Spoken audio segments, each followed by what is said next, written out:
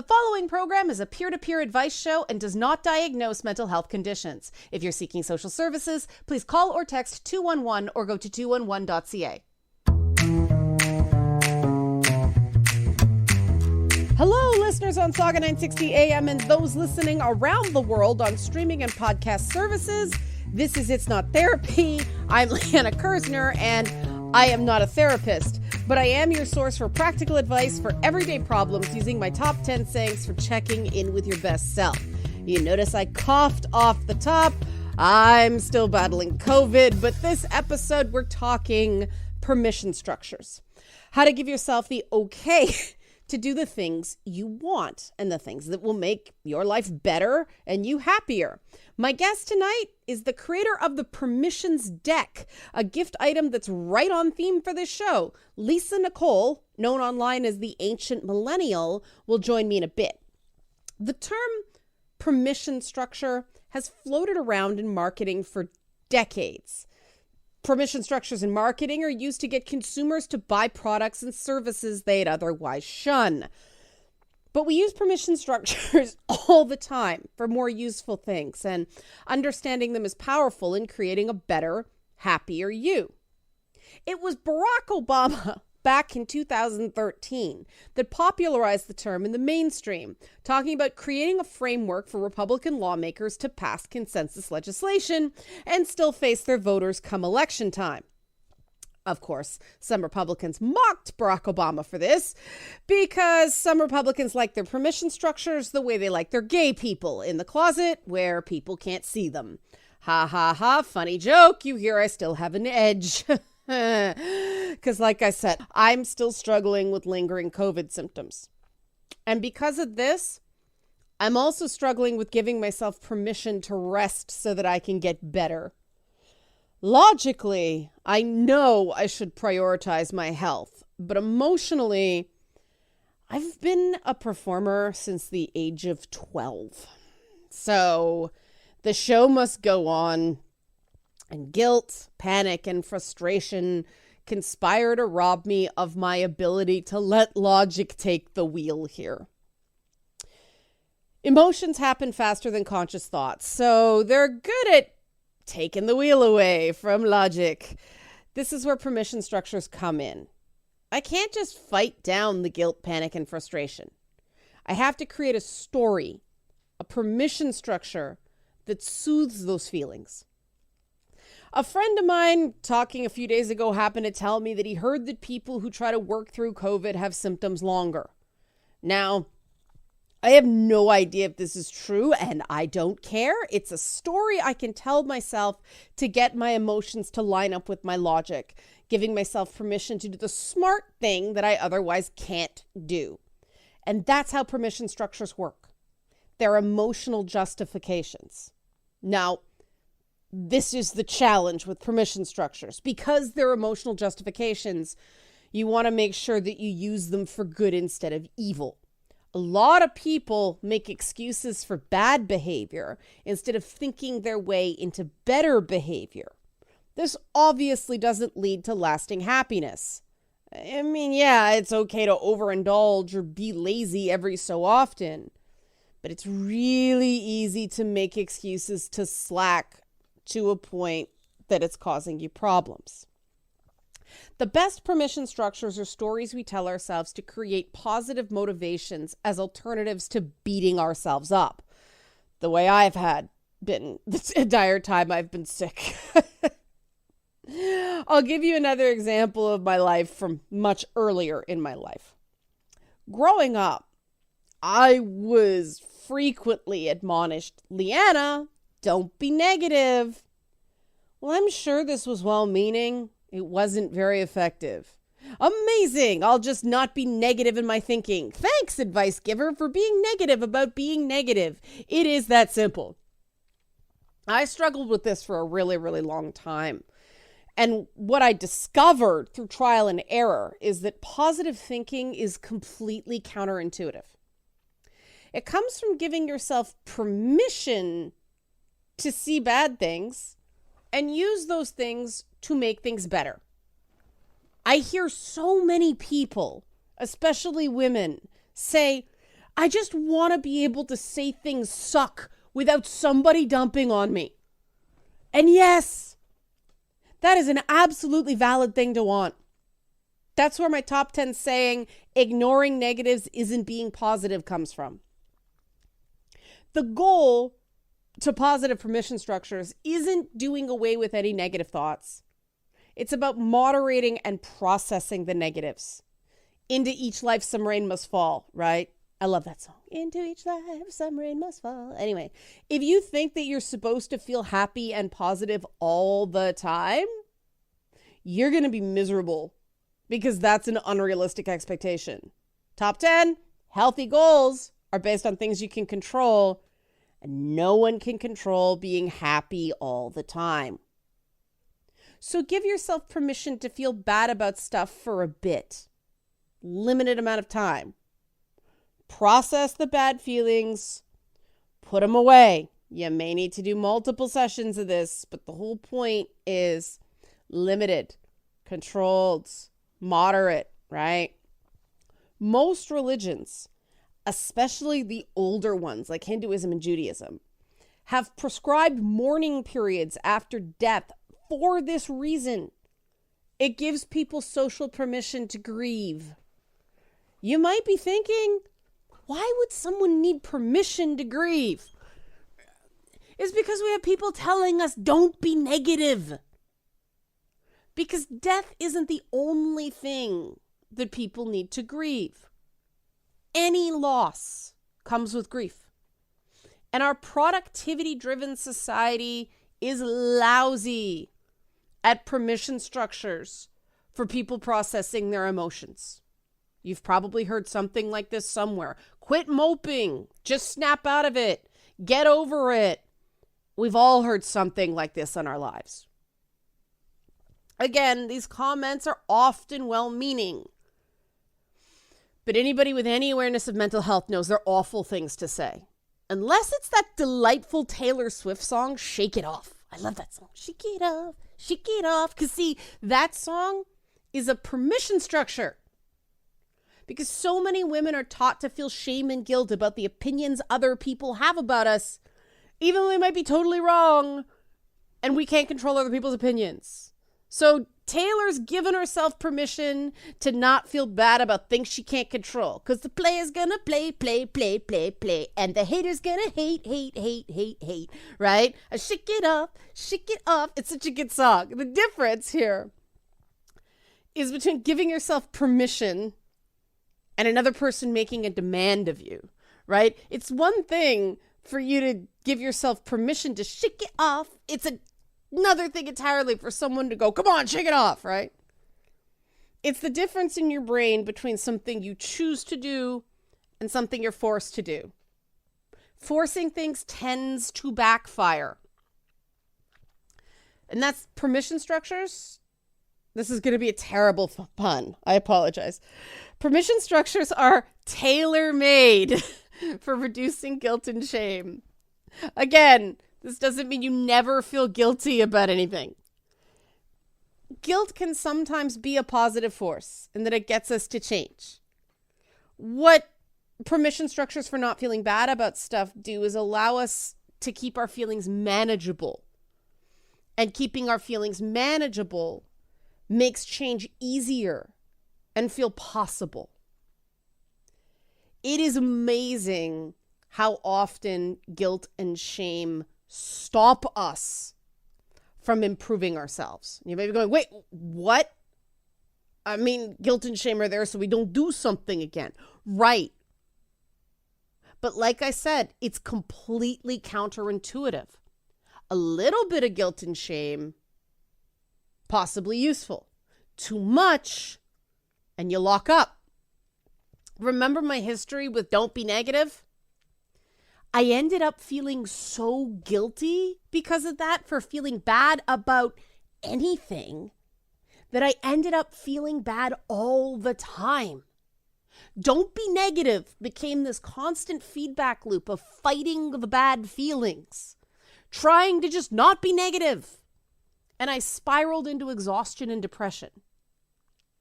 Now, people who are depressed don't want to be depressed, trust me.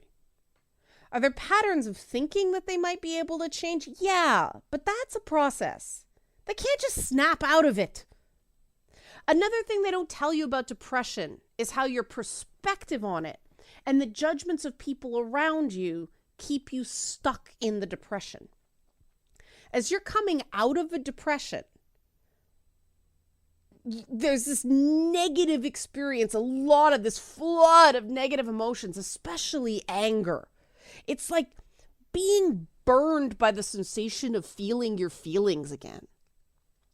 And if you shame yourself for that anger and whatever else you're feeling there, or if the people around you shame you for being burned by feeling feelings again, it pushes you right back into that depression.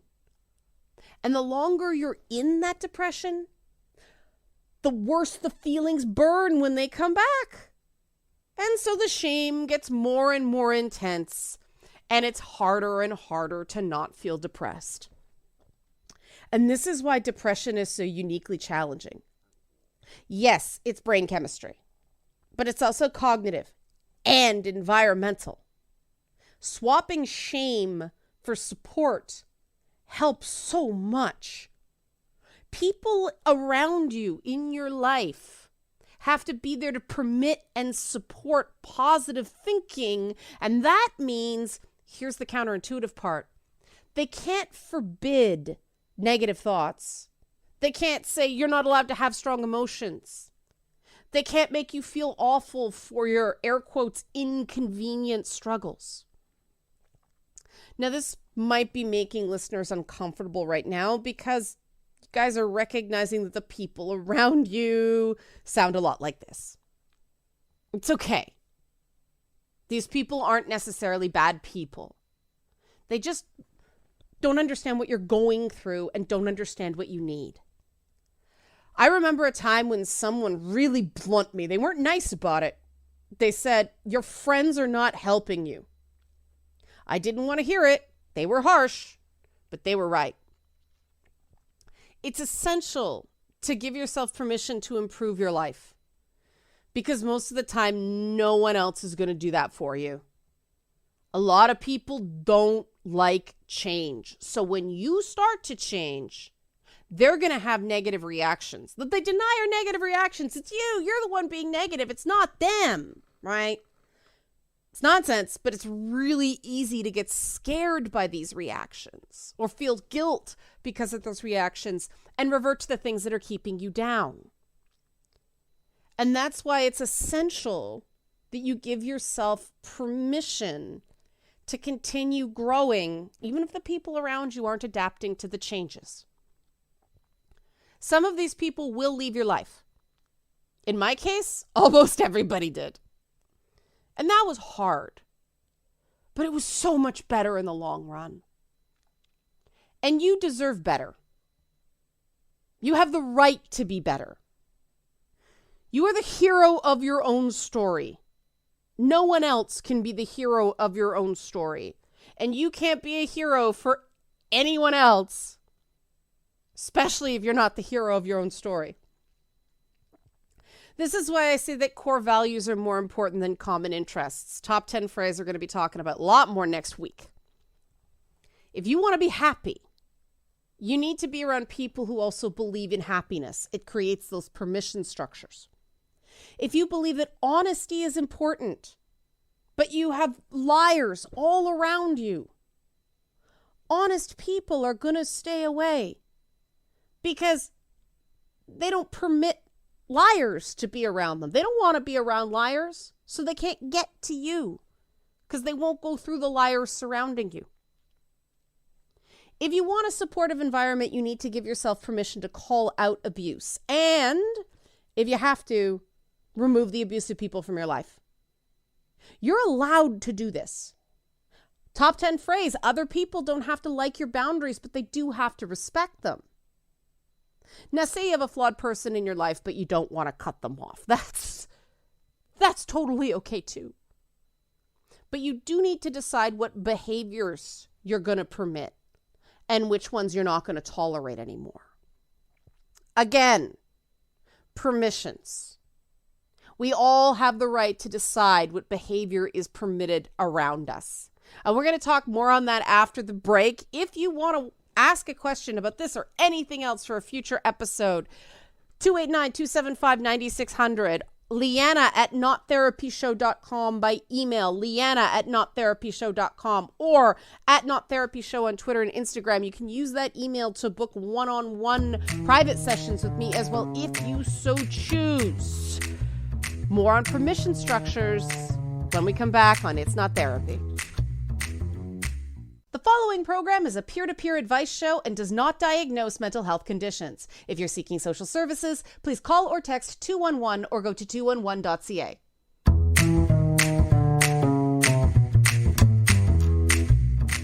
We are back on It's Not Therapy. I am Leanna Kersner, and I am really struggling with my throat this week. Yay, ongoing COVID things. But we're talking permission structures. And we're going to get to sort of an omnibus question right now. If you want to ask a question, 289-275-9600, 289-275-9600, or you can email me at Leanna at nottherapyshow.com, Leanna, Liana, at nottherapyshow.com. That's also how you can book private one-on-one sessions with me, or you can send your questions and comments to me on Twitter and Instagram. I'm about to talk about Twitter in a bit. So, a really common form of question I get is, how do I get a person around me to treat me better and or stop doing a thing I don't like?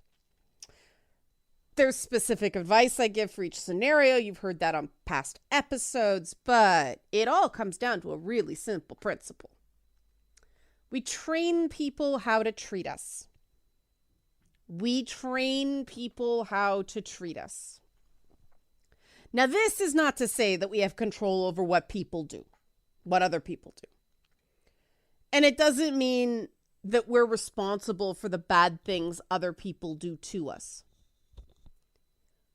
What it means is that we're allowed to say no. One of the most alarming things I hear in private sessions is when someone says that they didn't feel like they could say no to something in their life. Now, sometimes that was because of a threat of violence, but it's usually about shame and social punishments.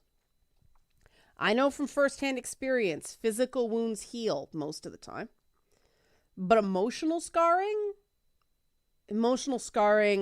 takes a lot longer and takes a lot more work to heal.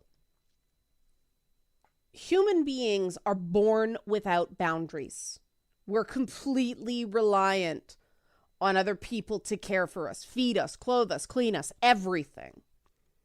Boundaries are learned throughout life. And some people never get a chance to learn boundaries. Or, more common, a person learns boundaries in some areas, but not others. So whenever you feel like you can't say no, not that you don't want to say no, but you can't say no, that usually indicates some sort of boundary issue. Because abuse relies on permission structures too. You may have heard one of these from somebody. You made me. I had no choice. I just got so mad. I couldn't help it. These statements are, it's the radio, so I'll say, they're often verbal fertilizer. Sometimes they're true. Yeah. Sometimes, you heard last week, we lose our cool. Sometimes we make mistakes. Sometimes we slip up. But whenever someone is suggesting they were forced into something, it's a problem. Even when it's allegedly for someone's own good, coercion has a strong likelihood of a backfire effect. We all have that relative who loves to complain about the government telling me what to do, right? That's that reactivity. That's the backfire effect. People in general just don't like feeling like they're being forced to do things. Now, this is especially true in North America. We have this collective allergy to being forced to do things. In other places that have more quote unquote face culture, it's not quite as that there isn't the permission structures in society to push back this way. But even then, no one likes feeling forced. When you're forced to do something, when you feel forced, when you feel coerced, we eventually grow to resent it. And this is where that old phrase, well, no one held a gun to your head, comes in, right? And in most cases, we have to admit that's true. Most of the time when we feel forced to do something, it's due to emotional blackmail or people pleasing because of past abuse. Now, unfortunately, affirmative consent has become a joke because the powers that be botched the rollout on that one. But affirmative consent is a really useful concept, okay? The idea that consent is active, enthusiastic, and ongoing. Now, one of the problems with affirmative consent is that people automatically made it about sex, just about sex, instead of about everything. I mean, I use affirmative consent in my private sessions all the time. I ask a client if it's okay to push on something that might be a tender subject. I say, I offer a bit of advice here? Are you open to an alternative here? You know, let it be they're okay. I also make it clear that if any technique isn't working for them, we'll find another way. Because it helps affirm that habit of feeling in control about how that person is treated by others. And affirming that sense of control is essential. Because for people who have been abused, the idea of upsetting someone isn't just unpleasant, it's terrifying. People who are abused, their pasts have taught them that if another person gets upset or angry with them, there can be absolutely dire consequences. And a lot of the time they recognize that this isn't good or right. But in their experience, it's normal. And my God, it shouldn't be. But that's absolutely valid.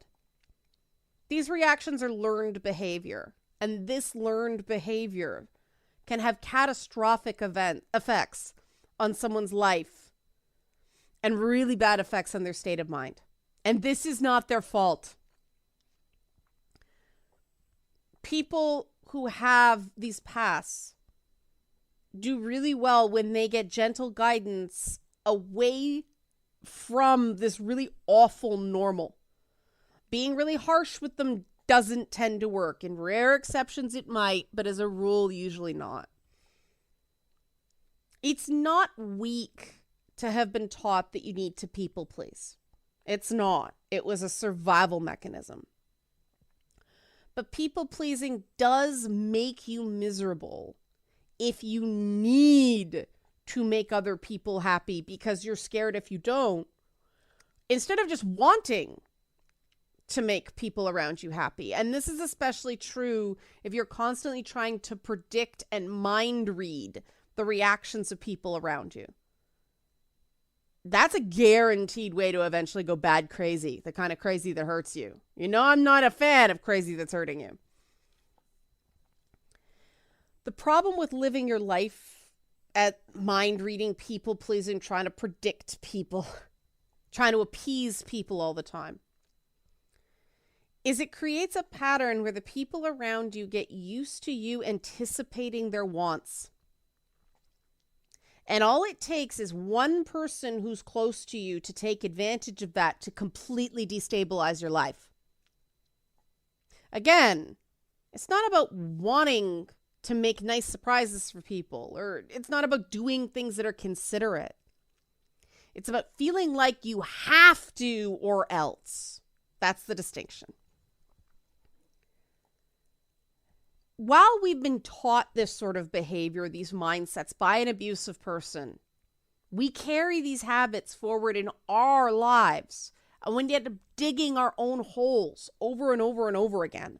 And it's a really difficult cycle to break. I know this firsthand. It's where my top 10 saying comes from. Don't let problems that aren't your fault lead to mistakes that are. Now, large scale, I blame high school for our people-pleasing epidemic of a lack of boundaries. Because in high school, popularity is survival. If the wrong people or person doesn't like you, it's hell on earth. And no one does anything about this hell on earth for reasons I'd need 6 hours to unpack. It's like Cobra Kai all over the place. Now, after we get out of high school, we carry this popularity as survival attitude into our adult life. Some people get it reinforced at home. I mean, my biological father flew into absolute rages if I did something he thought reflected poorly on him. And yeah, I'm aware this is a classic marker of narcissism. You'll see it from family. You'll see it from bosses. Like I said, I had to learn that people need permission to access me the hard way on my own. Now, again, it's okay to want to make good impressions. We all do, right? But again, success in this way is completely counterintuitive. The best way to win at life is to have the people who like you really like you, even if it means that other people despise you. The worst thing in the world is to be invisible, to have no one notice that you're there. Because if nobody notices you're there, people don't think about what they say and do around you. You're human wallpaper. And when you're human wallpaper, you end up in a prison of your own making. And this isn't victim blaming. This is giving ourselves permission to do different and want better. Your time and your attention are gifts. They're privileges that you give other people. You control access to your time and attention. I scare the crap out of some of my clients because they've never heard this before, but they know I mean it when I say it. There's no denying that not being liked is scary at first, but someone can't like you if they don't know you. And if you people please, people don't ever get to know you. Boundaries exist because they define you as an individual. So if you don't have boundaries, right? There's that old saying attributed to different figures, we're judged by the quality of our enemies. And I'm a woman targeted by both right-wing extremists and radical leftist operatives. And I do wear that with a badge of pride. Because I don't care who you are. No one talks to me or treats me in a way I don't approve of. It makes Twitter really fun. Now, to be clear, I don't get mad. I get immovable. You bully, you don't get what you want from me. Period. End of story. It makes some people completely melt down, which was really bizarre and scary for me at first, but now I wait for it. Usually takes a maximum of 4 exchanges to get the narcissist rage pop through the power of nope. It does take some practice to be the immovable object. And it is hard at first. Like I said, it's scary. But after a while, it feels so damn powerful. It's like Superman deflecting bullets with his chest and saying, that tickles. Now, of course, I get called a bunch of names. But haters gonna hate. Shake it off, right? It's the Tao of Kim Kardashian. No, hear me out. Kim Kardashian is a walking permission structure to be unlikable for fun and profit. Kim is a hot mess. Kim is physically beautiful, but Kim is emotionally broken. Kim is an embodiment of shallowness and excess, pointless attention seeking. That's her brand. That's why she's not invisible. And because of that brand, she got the Republican Party in the U.S. to back some prison reform. Bravo, Kim Kardashian, right? This is unkind. Kim Kardashian can fall off the planet tomorrow and I wouldn't care, but I love the woman's hustle. I mean, that whole prison reform thing, that's a heck of a conversion. And that is the power of being okay with some people hating every inch of your guts. She's a modern day fable of there's great money in calibrating how people are going to think you're disgusting. Now, I absolutely do not advocate living like Kim Kardashian. Anyone who dates Pete Davidson after divorcing Kanye West is clearly a broken shell of a human. But the point is, everyone who has ever mattered to anyone is utterly hated by someone else. The minute you're on the proverbial radar, someone's going to take a shot at you. And that's all good. That's the game. That's how I form my permission structures to say and do things that I believe are right, but I know some people aren't going to like. Really aren't going to like. Now, this might not work for you, but something will. You know, you might remember my Gandalf, "You shall not pass" bit from a past show. If that works better for you, whatever works. Whatever works. It doesn't have to make sense to anyone else if it makes 100% sense to you. Your crazy is only a problem if it's hurting you. Because you can't be the hero of your own story if you're spending all your time appeasing everyone else in your life. So give yourself permission to stop rewarding bad behavior. Now, if you want more specifics on this, you can give me a call, 289-275-9600, or email me at leanna@nottherapyshow.com, leanna@nottherapyshow.com, or send me a message, Twitter, Instagram, @nottherapyshow. When we come back, more help with permission structures with the creator of the Permission Deck. This is a really fun product. You're not going to want to miss this. Stay tuned. The following program is a peer-to-peer advice show and does not diagnose mental health conditions. If you're seeking social services, please call or text 211 or go to 211.ca.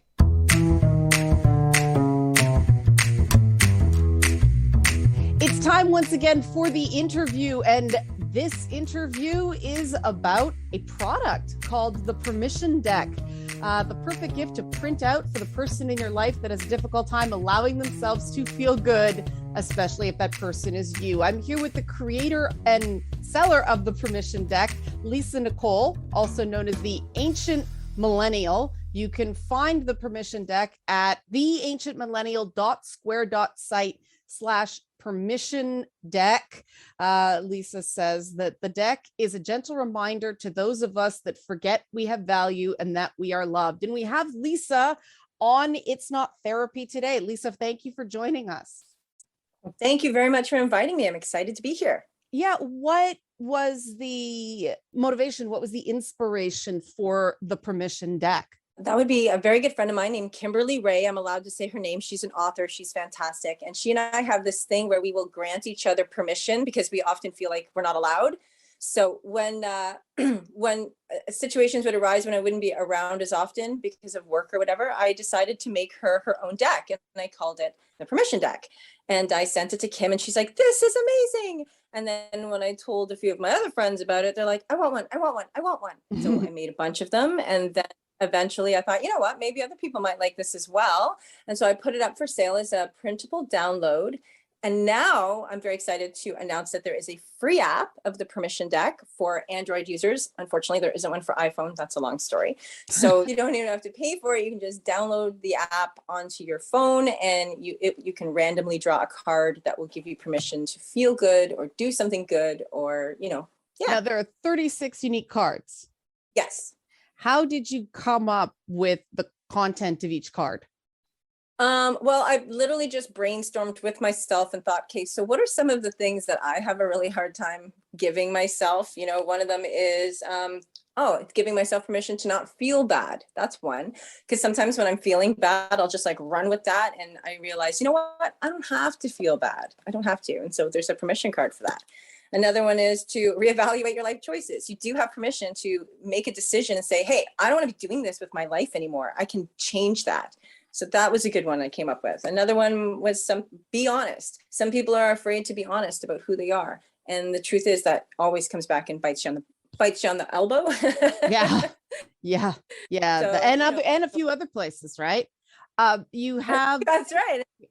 think kind things of yourself on the deck. Yes. Permission to quit. I liked that one because so many people have that whole sunk cost fallacy of, okay, you've put all this work in, but sometimes in a task, in a relationship, it's really doesn't make sense to continue. And it does feel kind of terrible when you have to give up something, but sometimes it's the right call.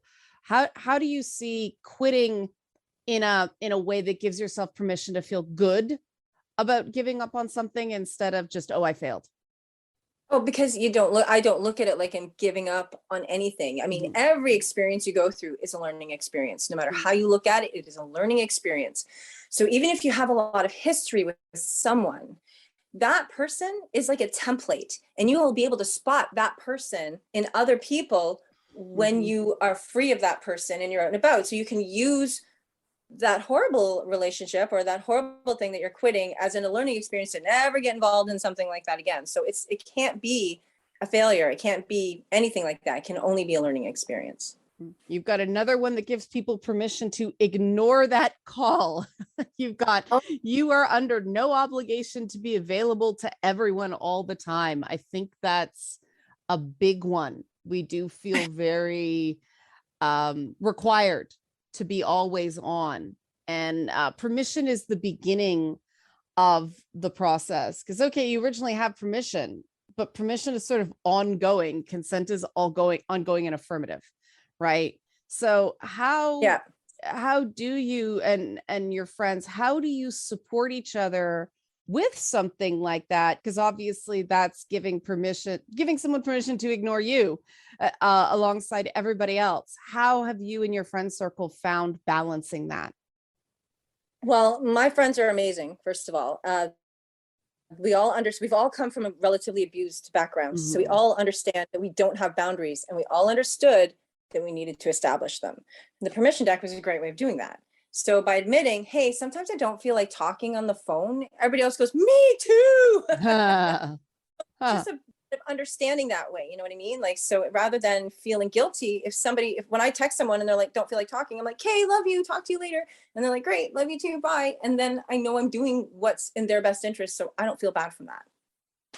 That's great, because instead of people feeling required to make up an excuse, they can just say, I don't feel up to it right now, and everybody's being honest with each other and everybody's accepting. That's fantastic. Was that like flipping a switch, or was that sort of a friend circle rule you had to work up to? When Kimberly and Mhm. I first met, we connected immediately and our boundaries were established right away. She basically said, look, I'm kind of a mess. And I said, look, I'm kind of a mess too. And so we already recognized that we needed to be, I guess the word would be tender with each other and to Mhm. understanding with each other. So I guess because we were both quite a bit older when we met each other, I was in my 30s and she was in her 30s, I think, as well. And so we were already a little more mature by that point. Mhm. So establishing boundaries was a lot easier to do that when you're an adult. When you're a kid, when you're a teenager, good heavens, it's impossible to establish Yeah. boundaries, and really when you need to learn how to do that.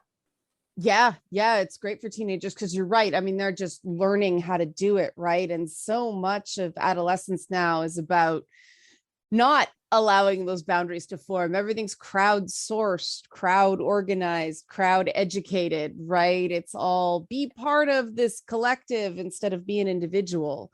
Um, it's interesting that you started off a friendship by saying, I'm a mess. I'm kind of a mess. And your friend said, I'm sort of a mess. But you guys run your own businesses, you publish things, you get stuff done. So what is it that's affirming by announcing I'm kind of a mess?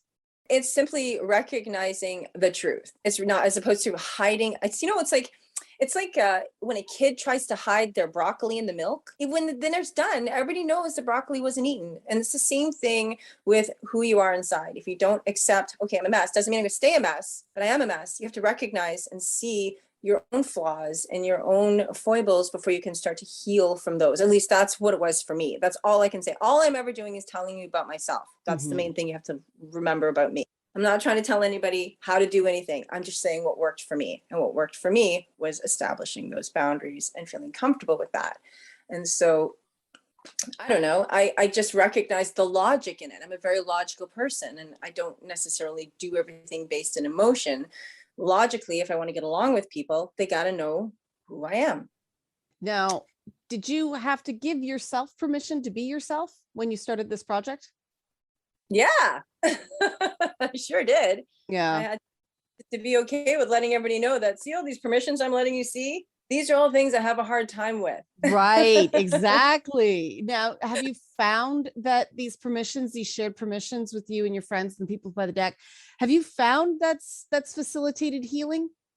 Yeah, yes, I have tons of people who have emailed me saying, I love this deck. My girlfriends love this deck. We use it all the time. Admittedly, mostly women have gravitated towards the deck. A lot of men have purchased it for their wives. So I don't know what it is about us women that we deny ourselves stuff, but I'm glad that I'm able to maybe fill a small gap because of that. So That's an interesting observation, because it comes out in men in a very different way. I wonder if more men aren't, oh yeah, I'm buying it for my wife, but sneaking a peek at it itself. Why do you think this is a women thing primarily? What is it about giving permission that women struggle with? I think, I don't know, I'm not 100% sure, but I suspect maybe it has to do with that nurturing nature that we have, you know, that ability to sacrifice for other people to get things done. And if we give ourselves too much permission to do too much stuff for ourselves, maybe things won't get done. I don't know. That's just a guess. Yeah, because you're beyond. So what? The laundry doesn't get done once. So what? The dishes don't get done once. These became very, very big things at some point, didn't they? Yeah, they did. They did. When really they're important, but they're not that important. They're not as important as your ability to get through a day in one piece. Yeah, sometimes that's all you have to do is get through that day. That's yeah. All right, Lisa Nicole, also known as the Ancient Millennial, creator of the Permission Deck. If you want to check out the Permission Deck, you can go to theancientmillennial.square.site/permission deck on the internet. Lisa, thank you so much for coming on and telling us about this downloadable product. Well, thank you so much for inviting me. As I said, it's a pleasure to be here. When we come back, more on how to apply permission structures to your own life, how to use this advertising technique to do the things you feel like you should do or you want to do, but you need to trick your brain into cooperating. When we come back on It's Not Therapy. The following program is a peer-to-peer advice show and does not diagnose mental health conditions. If you're seeking social services, please call or text 211 or go to 211.ca. All right, we are back. Final moments on this episode of It's Not Therapy. Who's we? It's just me here. You and me, the listener. We are back. All right, we are talking permission structures, how to trick your brain into doing the things you need it to do. Now, back in the 1980s, Robert Cialdini codified what he called the 6 principles of persuasion. He's updated that book, Influence the Psychology of Persuasion, over the years, but the core ideas remain the same. The idea that there are 6 key principles of influence. And when you're creating your permission structures, it's good to recognize the influences that you're trying to overcome so that you can counteract those influences with a different persuasion technique that permits where you want to go. Now, the 6 principles are real quickly. First of all, you got reciprocity. Give what you want to receive. This is a good check to see if someone's request of you is fair. Think, how would they react if someone asked this of them? I use that check a lot with people who are far too busy to help me out when I need it, but always expect me to be available at the drop of a hat. Next one's consistency, keeping your word. Sometimes just telling someone you're going to do something will motivate you to actually do it. It's why accountability buddy techniques work. When you know that someone is going to ask you if you've got something done, it makes doing things for yourself feel less selfish. Third one is social proof. social cues from other people. Like I said earlier, surround yourself with people with shared core values, because those are the people who will reward you for the things that you like about yourself and want to develop. The next one is liking. The idea of common ground, praise. It's more than okay to take credit for the things you do well.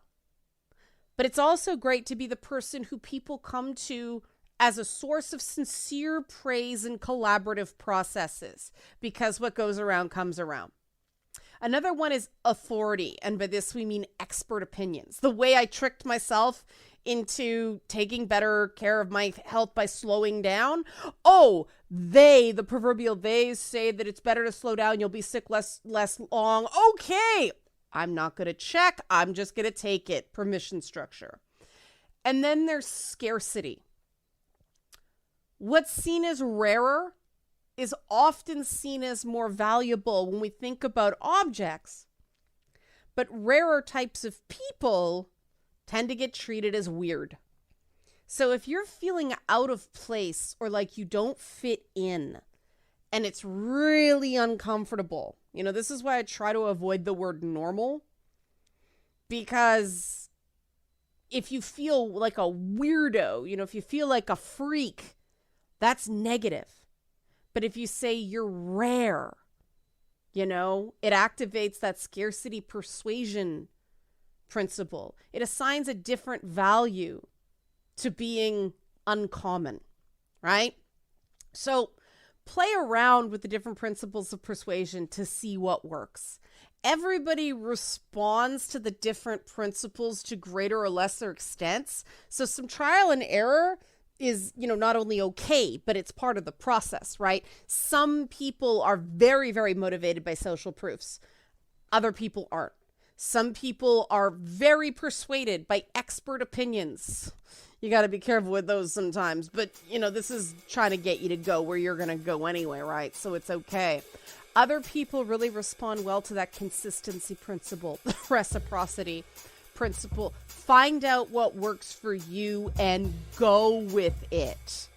It works. All right, that's it for permission structures. Next week, we're going to dig into core values, something I've circled around a lot but haven't gone right for the bullseye. What are core values? How do you find people who share them? Send me your questions, 289-275-9600. Email me, Leanna@nottherapyshow.com. That's Leanna@nottherapyshow.com. And Not Therapy Show on Twitter and Instagram. Oh, God. Until then, I'm Leanna Kersner. I'm so sick of coughing. I am not a therapist. Signing off. You're crazy is only a problem if it's hurting you. See you next time.